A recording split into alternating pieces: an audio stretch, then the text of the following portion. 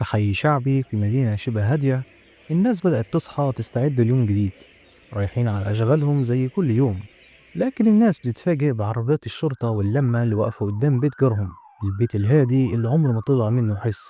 ولما سألوا عن السبب محدش صدق اللي سمعه. أهلا بيكم، أنا إسلام، والنهاردة في حكاية هنحكي واحدة من أغرب وأبشع القضايا في العصر الحديث، قصة مدمن الألعاب الممسوس.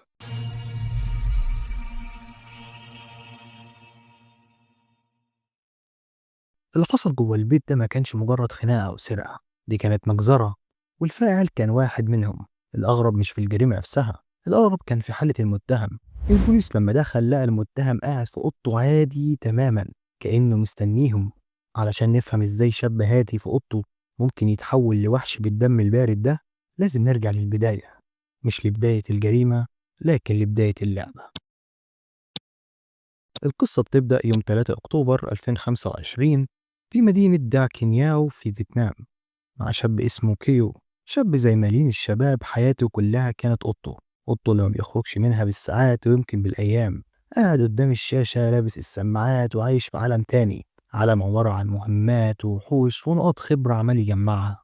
أهله كانوا زعلانين عليه ومتضايقين إنه مش بيقعد معاهم، بس أهم حاجة إنهم مطمنين عليه. فجأة خرج كيو من أوضته ومسك مسدس جوز أمه وفتح النار على أمه وأخوه الصغير وجوز أمه اللي كان بيعتبره زي أبوه.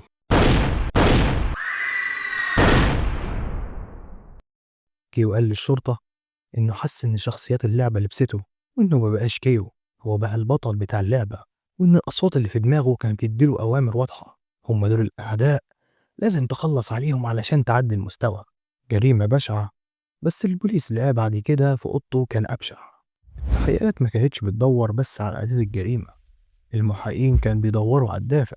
ولما فتشوا أوضة كيو لقوا كراسة عادية جدا زي اللي بنكتب فيها مذكراتنا، بس اللي كاتبه كيو هو اللي ما كانش عادي. كيو ما كانش بس بيلعب، كيو كان بيعيش اللعبة. الكراسة دي كانت سجل المهمات بتاعه. في الأول كانت صفحات عادية: مهمة رقم 1 أوصل للليفل 20، مهمة رقم 2 أجمع 1000 قطعة ذهب، وهكذا، وحاجات تانية خاصة بكل لعبة كان بيلعبها. لكن كل ما الصفحات تتقلب الكلام بيتحول، بدأ يكتب عن حياته الحقيقية بنفس منطق اللعبة: الأستاذ في الكلية ده هو البوس، لازم أغلبه، والخروج من البيت ده مهمة جانبية مملة مش مهم أعملها.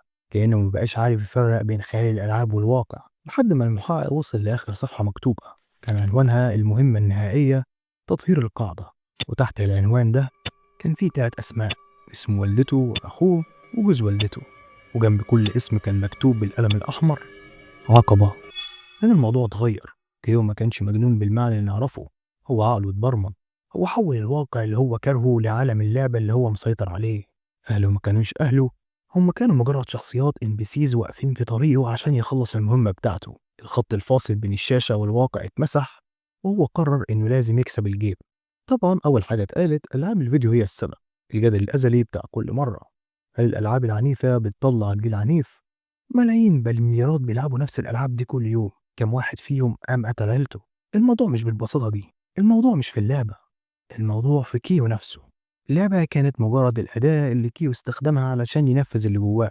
الكراسة السوداء دي بتقول إنه كان بيخطط، إنه ما كانش ممسوس زي ما كان بيقول في الأول، هو كان منغمس. عنده 21 سنة، غالبا حاسس بالفشل وبالوحدة ومحدش فاهمه. في اللعبة هو بطل، هو الأقوى، في الواقع هو ولا حاجة. عقله ما قدرش يستحمل الفرق ده، فقرر يخلي الواقع زي اللعبة. كيو كان بيعاني، يمكن كان عنده اكتئاب حاد، واللعبة بكل أسف كانت هي البنزين اللي اترمى على النار، هي اللي ادت له المنطق والخريطة عشان ينفذ رعب حقيقي. جريمة زي دي بتصدمنا مش بس عشان الدموية اللي فيها، بتصدمنا عشان بتخلينا نسأل احنا عايشين ازاي في عصرنا ده. بقى سهل أوي إنك تختفي جوه شاشة تليفونك أو جوه عالم افتراضي كامل. سهل أوي إنك تقطع علاقتك باللي حواليك وتعيش في عالم افتراضي أنت اللي عامله. قصة كيو مش قصة عن خطورة الألعاب، هي قصة عن خطورة العزلة، عن الشاب اللي لقى في القتل الافتراضي منطق وقرر يطبقه في الحقيقة. دلوقتي كيو في السجن مستني محاكمته، بس مهما كان الحكم ده مش هيرجع لراحه. والسؤال اللي هيفضل يطاردنا: كام كيو في الدنيا قاعد في أوضه دلوقتي بيكتب في كراسة السودا؟ وكم واحد فينا فاكر إن اللي بيحصل على الشاشة بيفضل على الشاشة؟ مستني أسمع رأيك في التعليقات، ولو عجبك الفيديو ما تنساش تعمل لايك وتشترك في القناة، وأشوفك إن شاء الله في حكاية وقصة جديدة.